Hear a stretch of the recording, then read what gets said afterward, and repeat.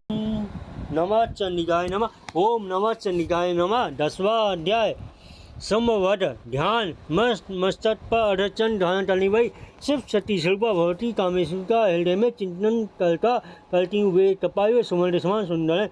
सूर्य चंद्रमा और अग्नि यही उनके 3 नेत्र हैं। सदा वे अपने मनोहर हाथों में धनुष पास और सूर्य धारण किए हुए। ओम नमः चंडिकाय नमः। ऋषि कहते हैं, राजन अपने प्राण शांत प्यारे भाई निशुम्भ मारा और सारी सेना संगा उजान सुमने कुपी तो लड़ता दुष्ट गोल्डे तू बलते मान में झूठ मुंडा धमन नारिका तू बड़ी मानी नहीं बनी हुई है चिंती दूसरी स्त्रियों का बलता सारा लेकर लड़ती है देवी बोली वो दुष्ट मैं अकेली हूँ इस संसार में मेरे सिवा दूसरी कौन है। देख ये मेरी विभूतियाँ हत्या मुझ में ही प्रवेश कर रही हैं। तरंड ब्रह्माणी आरी समझ देवी अंबिका देवी से सही में लीन हूँ गई। उस समय केवल अंबिका देवी रह रही। देवी बोली मैं अपनी ऐश्वर्य शक्ति से अनेक रूपों में यहाँ उपस्थित हुई थी। अब उन सब रूपों तो मैंने समेट लिया। अब अकेली युद्ध में खड़ी तुम भी स्थिर हो जाओ। ऋषि कहते हैं तनंदा से भी देवी और सुम दोनों में सब देवताओं दानवों के देखते देखते भयंकर युद्ध चल गया। बाणों की वर्षा तीखे शस्त्रों दानव अस्त्रों के प्रहार से उन दोनों का युद्ध सब लोगों के लिए बड़ा भयानक प्रतीत हुआ। उस समय अंबिका ने जो शस्त्रों दिव्य अस्त्र छोड़े उन्हें देखकर सुमने उनके निवारक अस्त्रों द्वारा डरा। इस बार सुमने भी जो दिव्य अस्त्र चलाए उन्हें भयानक हुंकार शब्द के उच्चारण आदि द्वारा तलवार में ही नष्ट कर डाला। तब उस असुर ने सैकड़ों बाणों से देवी को आसन्नित कर दिया। यह देखकर क्रोध में भरी हुई उन देवी ने भी बाण मारकर उसका धनुष काट डाला। धनुष कट जाने पर शक्ति हाथ में ली तो उनकी देवी ने चक्र से उससे हाथी शक्ति को भी काट दिलाया। तत्पश्चात देखते स्वामी सुम ने 100 चांद वाली चमकती हुई ढाल तलवार हाथ में लेकर आते देवी के पर धावा दिया। उससे आते ही चंडिका ने अपने धनुष से छोड़े हुए तीखे बाणों डाल उसी सूर्य किरणों समान उज्ज्वल ढाल और तलवार को तुरंत काट दिया।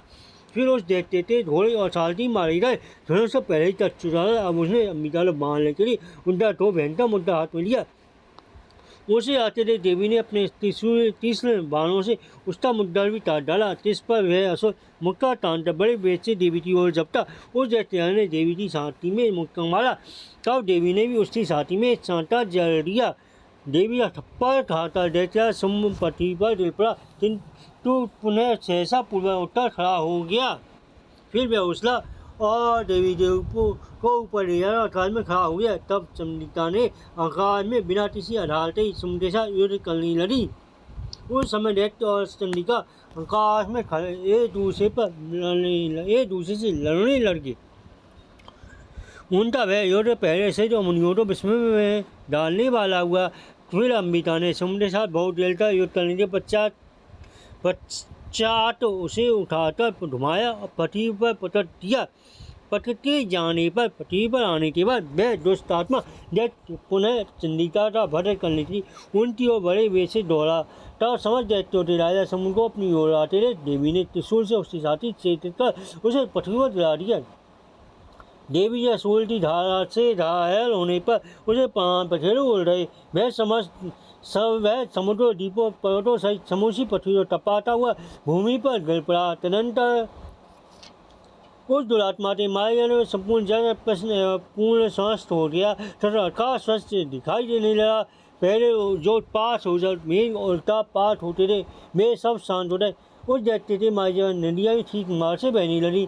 उस समय समुद्र की मृत्यु के बाद संपूर्ण देवताओं का हृदय हर्ष से भर गया और गंगा गण मधुर गीत गाने लगे। दूर से गंगा बाजे बजाने लगे और अप्सराएं नाचने लगी। पवित्र वायु बहने लगी। सूर्य की प्रभा उत्तम हो गई। अग्निशाला की बुझी हुई आग अपने प्रज्वलित हो उठी तथा संपूर्ण दिशाओं के भयंकर शब्द शांत हो गए। ओम नमः चंडिकाय नमः। ओम नमः चंडिकाय नमः। ओम नमः चंडिकाय नमः।